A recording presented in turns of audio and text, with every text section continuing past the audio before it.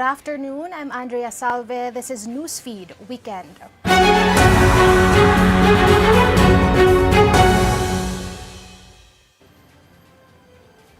The International Criminal Court has ordered its Office of the Prosecutor to complete the disclosure of all evidence against former Philippine President Rodrigo Duterte by July 1. This is in preparation for the confirmation of charges hearing scheduled for September 23.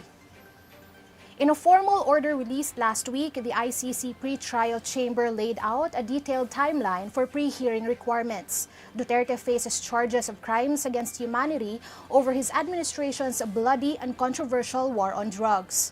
Under the order, the prosecution must submit all evidence it intends to use. This includes witness statements, translations, and even materials that could favor Duterte's defense. The chamber emphasized that any evidence submitted after the July 1 deadline will not be considered unless it meets narrow exceptions such as newly uncovered exculpatory information. ICC spokesperson Karim Khan has also been directed to submit a full list of witnesses, summaries of their testimonies, a 90-page pre-confirmation brief, a 60-page list of evidence, and a document containing the charges. The chamber reminded parties that the September hearing is not a trial, but a procedural step to decide whether the case will move forward. Victims of Duterte's anti-drug campaign have also been invited to apply for participation, with the deadline set for August. Hundreds of devotees gathered in Pampanga last Friday to take part in this year's traditional cenaculo, or the reenactment of the crucifixion of Jesus Christ. In San Fernando, Catholic faithfuls were seen performing their Lenten penitence, some whipping their backs with sharp or hard materials, while others carried large wooden crosses as they marched toward the designated crucifixion site.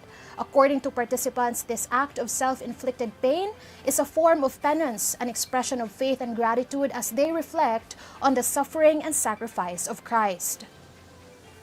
Pope Francis made a special visit to St. Peter's Basilica this weekend to pray ahead of the Easter Vigil, taking time to greet faithful pilgrims gathered at the Vatican.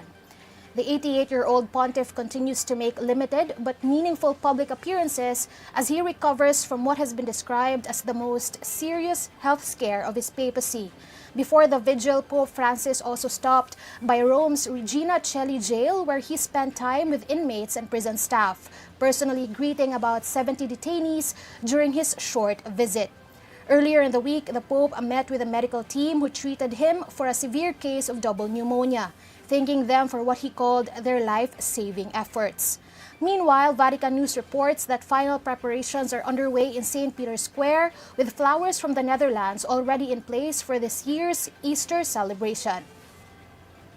Heads up to students, parents, and teachers, the Department of Education has announced that public school classes for school year 2025 to 2026 will officially begin on June 16.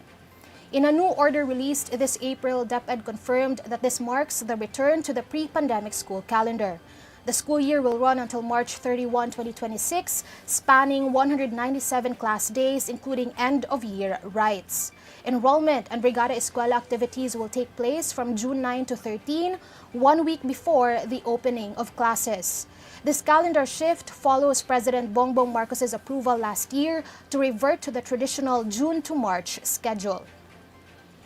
And those are the news this hour. I'm Andrea Salve. Stay tuned. Billionaire News Channel is on Free TV 31, Cignal Channel 24, Converge 74, and SkyCable Channel 33. Also check our website, bnc.ph. Good afternoon.